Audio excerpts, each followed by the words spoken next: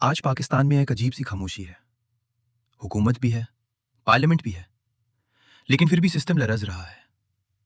सवाल यह है, जब सब कुछ ठीक है तो फिर इंस्टेबिलिटी क्यों? सच यह है कि इमरान खान सिर्फ एक शख्स नहीं था, वो एक नैरेटिव था जो अवाम को सीधा सिस्टम से जोड़ रहा था। जब तक इमरान खान फील्ड में था, हर फैसला एक्सप्लेन करना पड़ता था, हर मूव जस्टिफाई होता था और हर गलत का जवाब देना पड़ता था। आज वो आवाज जेल के अंदर है, मगर सवाल बाहर घूम रहे हैं कि सिस्टम अब भी क्यों हिल रहा है। इसलिए कि प्रॉब्लम इमरान खान नहीं था, प्रॉब्लम सिस्टम की लेजिटिमेसी थी। जब एक लीडर को अवाम का मैंडेट मिल जाता है तो फिर पावर सिर्फ कुर्सी से नहीं चलती, पावर अवाम के ट्रस्ट से चलती है। आज हुकूमत के पास नंबर्स हैं, लेकिन अवाम का भरोसा नहीं।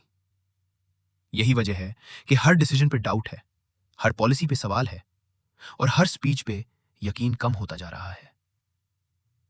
इमरान खान के बगैर सिस्टम इसलिए हिला हुआ है क्योंकि अवाम को यह महसूस हो रहा है कि उनकी आवाज छीन ली गई है। और जब अवाम खामोश होती है तो सिस्टम सिर्फ चल रहा होता है, जिंदा नहीं होता। यह सिर्फ इमरान खान की कहानी नहीं, यह पाकिस्तान के मुस्तकबिल की कहानी है। अगर आप भी समझना चाहते हैं कि पाकिस्तान की सियासत के पीछे असल गेम क्या है, तो चैनल को सब्सक्राइब करें, क्योंकि यहां बात सिर्फ खबर की नहीं, हकीकत की होती है।